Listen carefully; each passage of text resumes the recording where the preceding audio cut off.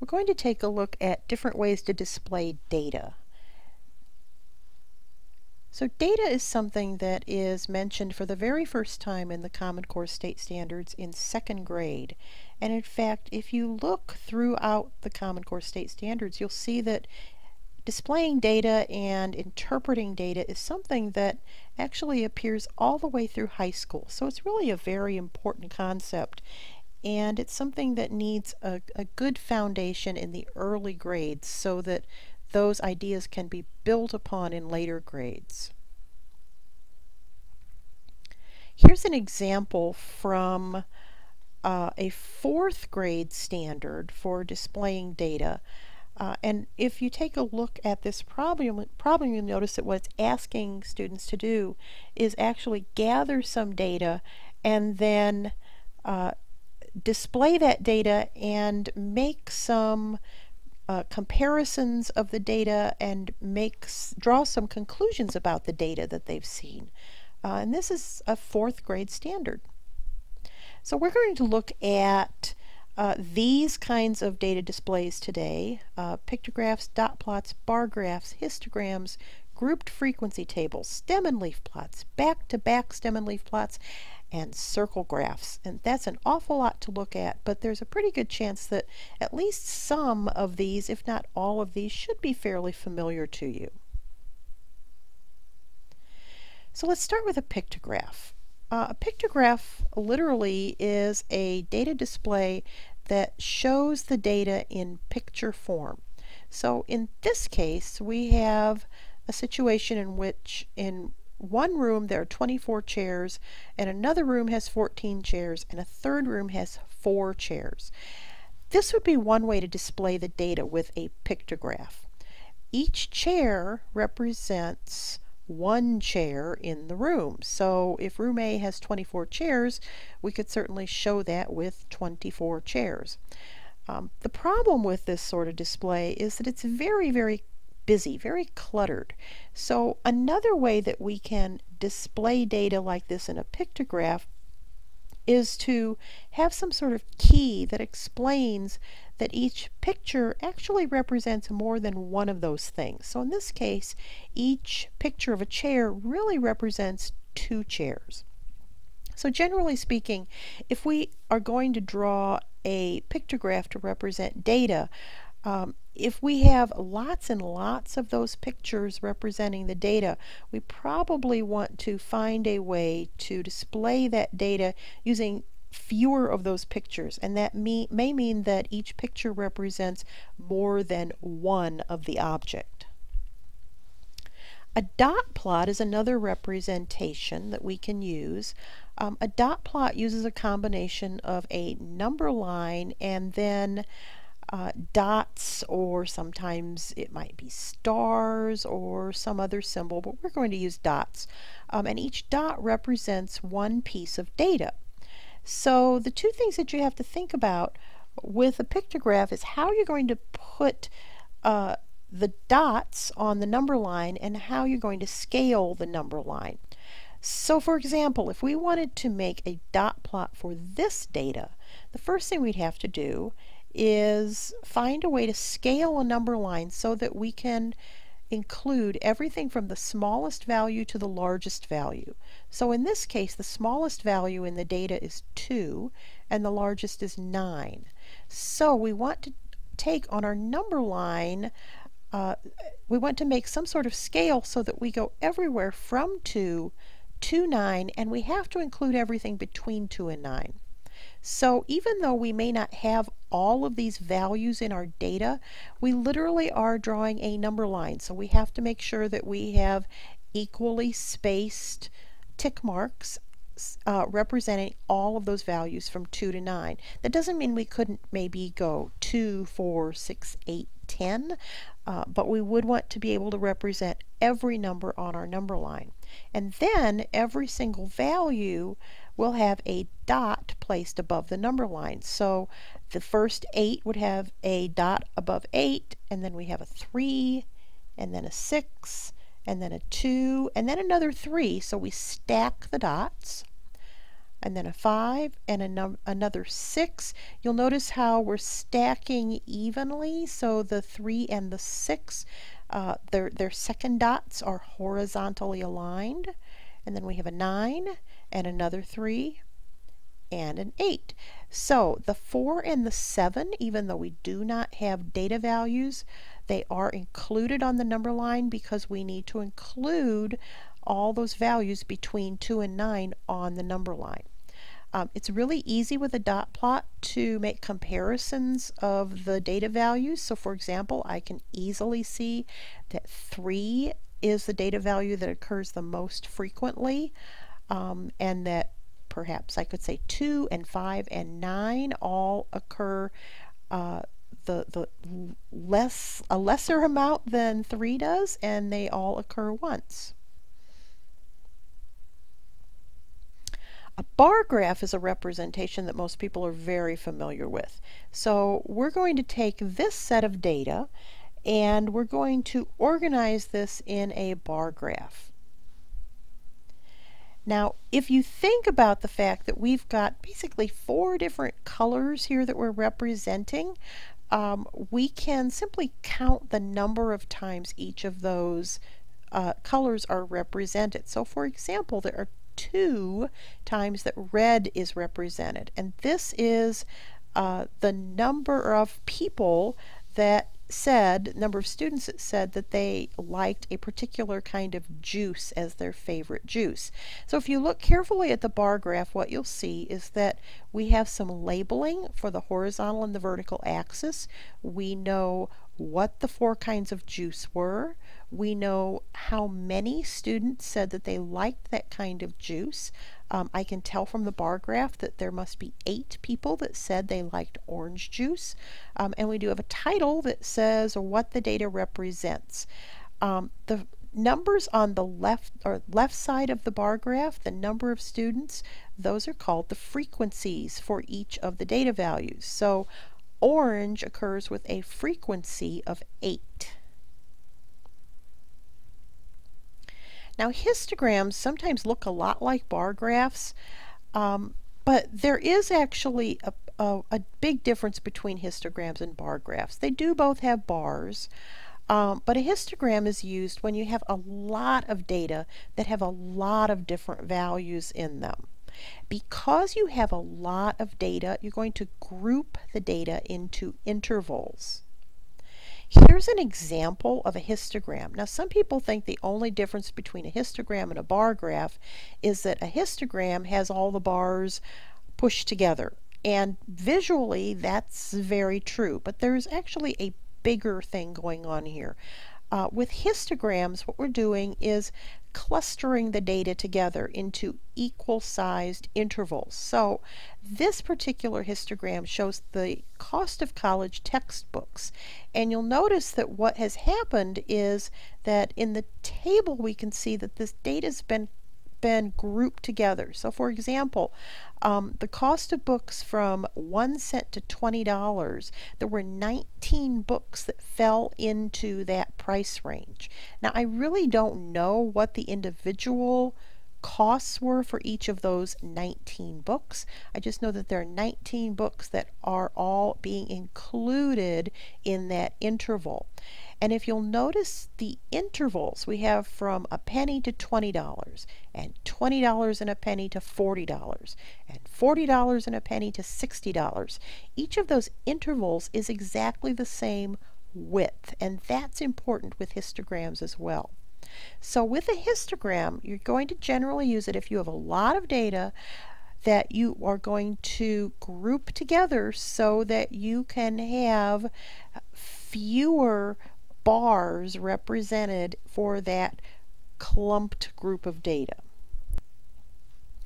Now here's an example of a histogram. It contains some information. So we're trying to answer a question about this histogram. The question is, how many athletes scored 17 points? Now if you look at the bottom of the histogram where we have points scored, we're trying to find where 17 fits into that part of the histogram. 17 is somewhere between 16 and 19. I'm not really sure where 17 fits in there because it's been clumped together with 16 and 18 and 19. So I really can't tell exactly how many athletes scored 17 points because all those athletes have been grouped together with other athletes. So because this data is grouped, we can't really say information about this individual data value of 17 points.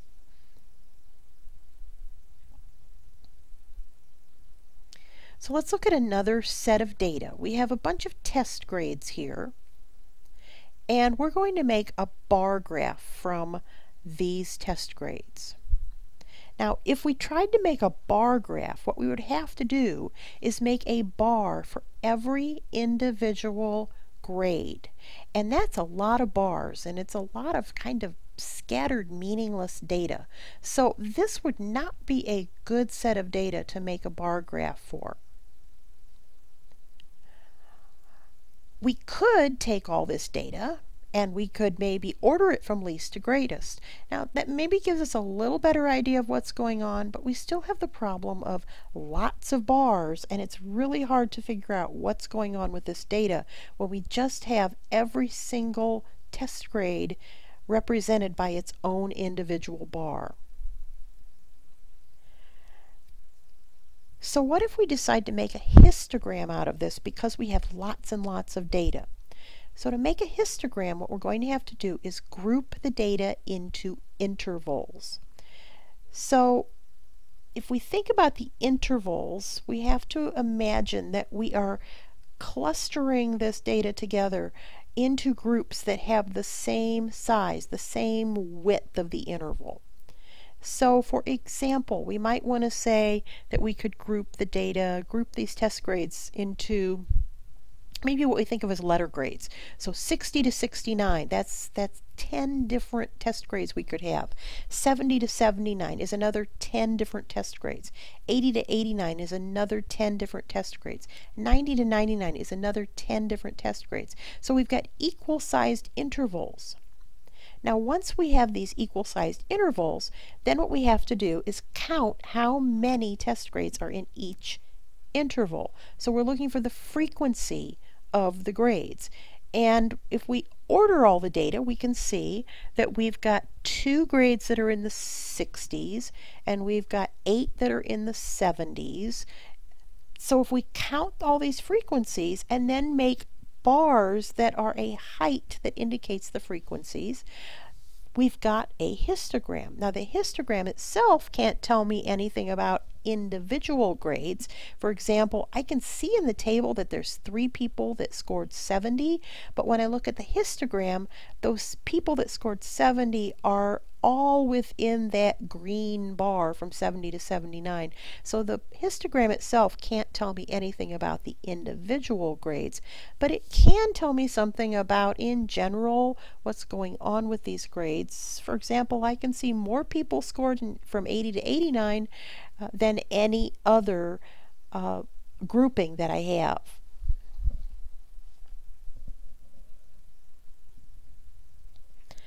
So, since we've got this data to deal with, and we've already looked at a way to group it, let's take this same data and make a grouped frequency table out of it.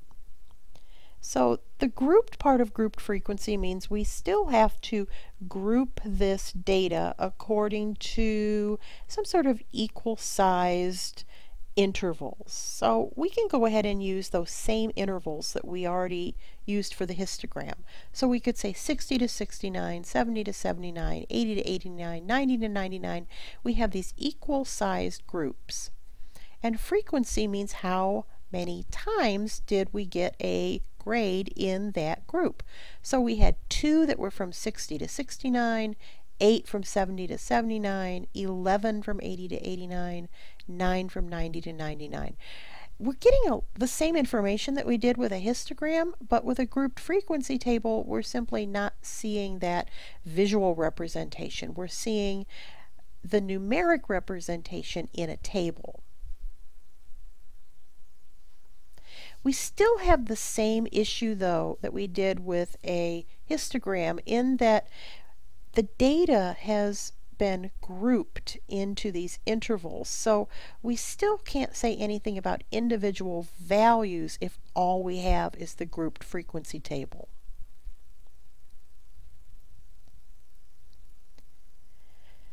So let's take this same group of data and let's make a stem and leaf plot. Now a stem and leaf plot is a way to also look at grouping data. What we'll look at though with each of these data values is grouping it, but in a way that allows us to identify those individual data values.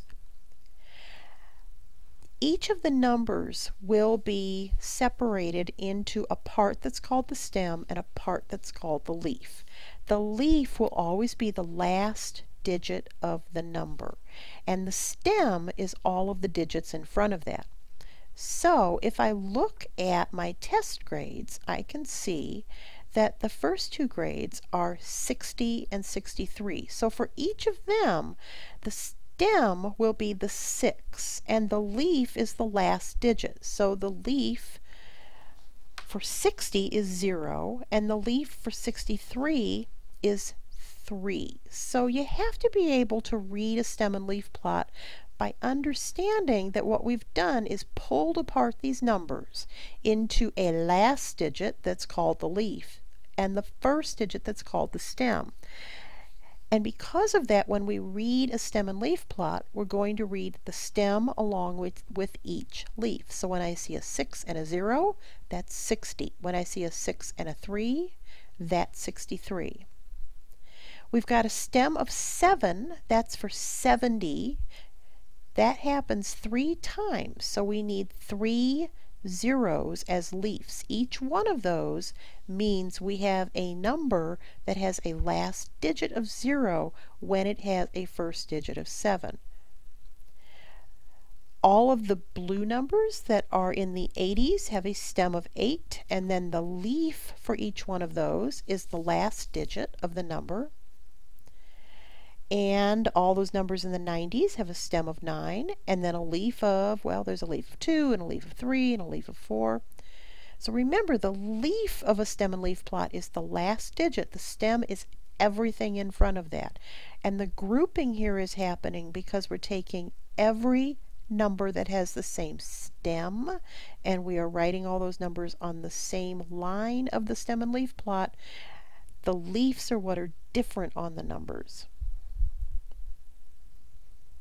We will need a key to go along with stem and leaf plots, because even if we have, let's say, a decimal number, we could still represent that in a stem and leaf plot, but we would show in the key that it represents a decimal number as opposed to a whole number. You can also represent two groups of data at the same time that you want to compare with what's called a back-to-back stem and leaf plot. Here's how a back-to-back stem and leaf plot would look. You'll notice that the stem is in the middle, and then we have our two sets of data represented by a leaf on the left and a leaf on the right. So the way you read a back-to-back stem and leaf plot is by looking at the stem first, and then the leaf is the last digit of that number. So for example, when I look at that first row, I see a stem of 6, and then to the right of that I see a leaf of 0. So that would mean the number 60. Or I see a stem of 6, and then to the right of that I see a leaf of 1, which would be 61. That belongs to one set of data. If I read that backwards, I see a stem of 6 and a leaf of, look to the left of that, 6, so that's the number 66. Or I see a stem of 6, and now look backwards again, I see a leaf of 8, that's the number 68. That belongs to the other set of data. Because we're comparing two sets of data on the left and the right, it makes it a little easier to be able to draw some conclusions about the data. So if this were, let's say, test scores, and let's say the numbers I see on the left side with those leaves is one class, and on the right side it's a second class. I can see that the second class had a lot more of the low grades than the first class did. The first grade, I see more leaves in the 80s, that's the stem with the 8, and I see fewer leaves in the stem with the 6. So that would be fewer 60s and more 80s on the left. And then on the right, I see more 60s and less 80s.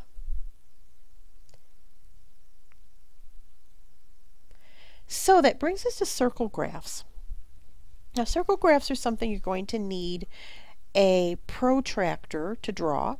But we're going to talk mostly about how do you figure out the number of degrees in the circle for each part of the circle graph. We're going to talk a little bit about drawing them right now, but mostly about just finding how big each sector should be in the circle graph. So for circle graphs, we're going to group data by attributes. And we're going to think of each of those groups that we have as being part of a whole. Here's an example of a circle graph. It's telling us what a favorite night is for people to order some sort of takeout. If you look at the circle graph, you'll see that what we're representing as the whole is the whole week. And then inside the circle graph, you can see there is a percent of that whole being represented. So the whole would be 100%, and each one of those pieces is a percent of the whole. Now we can also, within a circle graph, show a numeric representation as opposed to a percent representation. So this is annual production of hogs and pigs in states.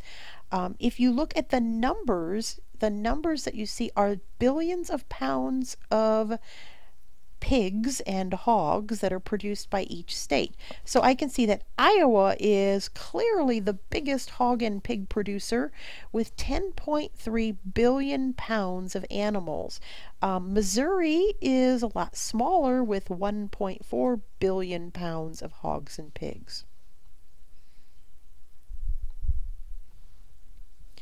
So, since we know we can represent either percents or numeric representations in circle graphs, I want you to think about this one. It says, do 41 fifth graders love, think he is okay, or strongly dislike Justin Bieber? And we have these numbers represented here. What I would like you to think about is what is really being represented. Is this a numeric representation or is this a percent representation? Now it might be a little bit tricky because there's actually been something left off on this.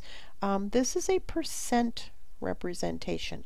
It wouldn't make any sense to say, for example, 19.5 people think that Justin Bieber is okay. That 0.5 of a person doesn't make sense. If you look at the numbers, you'll see that the numbers do add up to 100.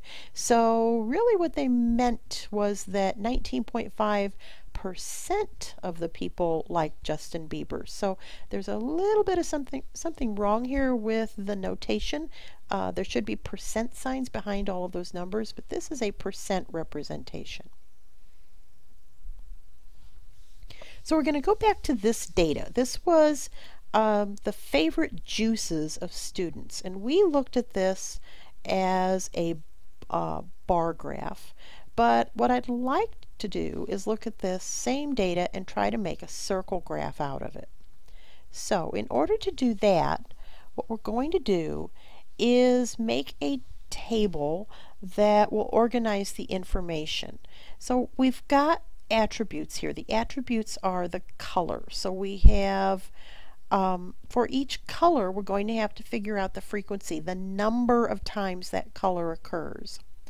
We'll look at what fraction of the whole circle that color represents, and then from that we'll be able to figure out the degrees of that circle that should be represented by the color. So let's start with orange, and then we'll go to purple, and then yellow, and then red. So if you count the number of orange, you'll see that there's 8 orange. If you count the purple, there's 6. There's 10 yellow, and there's 2 red. Those are the same numbers that we used when we made the bar graph. So fraction of whole. So to figure out what the whole is, we're going to have to know the total number of people that responded. So you're going to add together 8 and 6 and 10 and 2. And you get 26. So that means that orange represents 8/26 of the whole. Purple is 6 out of the 26. Yellow is 10 out of the 26. And red is 2 out of the 26. Now we need to know how many degrees of the circle each of these fractions will be representing.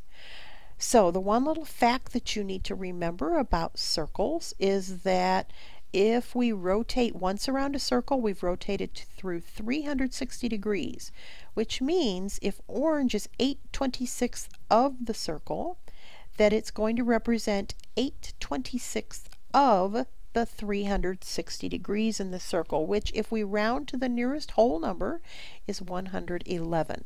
And we're rounding to the nearest whole number because those are the units that our protractor is going to measure in. It's going to measure in whole units.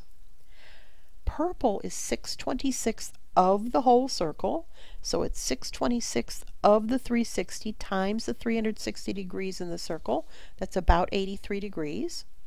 Yellow is 10/26 of the whole circle, which is 138 degrees. And red is 2/26 of the whole circle, which is about 28 degrees. Now it's possible that when you do some rounding here to the nearest whole number, when you add together the number of degrees we've accounted for, so the 111, the 83, the 138, and the 28, sometimes those won't add up to 360. It might add up to 359 or 361 because we're doing some rounding. Don't worry about that if these numbers are one off when you add them up. One off from the 360. That's fine. That's just a rounding issue. So how do we take this information and make a circle graph out of it? Well, we're going to start with a circle that has a center. And we're going to draw a radius on the circle. Take your protractor, put the center of the protractor at the center of the circle, line up that 0 line on the protractor with the radius of the circle, and find 111 degrees on your protractor. Now I like to just kind of make a little mark there where 111 degrees is. And then I like to take that protractor away and draw that radius. So that sector of the circle is 111 degrees, and it represented the 8 people who said they liked orange drink. Now put your protractor back on the center of the circle, the center of the protractor. This time line up that 0 line with the radius you just drew and find 83 degrees. And then make your next radius. That sector is the 6 people who said they like purple. Now put the center of your protractor back on the center. Line up the 0 line on your protractor with the radius you just drew and find 138 degrees. Draw your radius. That sector represents the 10 people that said they like yellow. Now we've got one more sector left. That's got to be the 2 people who said they liked red. And if you want to double check, you can take your protractor and measure that last piece, and it should measure about 28 degrees. So all we have left to do is label some things. So this represented the number of people who like each kind of juice. We had the numbers in there for the number of people, but we need to label what that represents. So it represents red and orange and purple and yellow.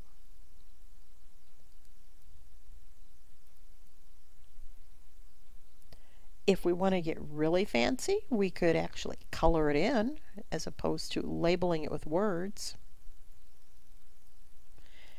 And remember, we can also represent a circle graph using percents instead of just numeric representation. So if we wanted to write each of these numbers as a percent instead of just a numeric representation of how many liked each of the colors, we could do that as well. So that's the beginning of our look at representing data. We will look at the second half of this next time.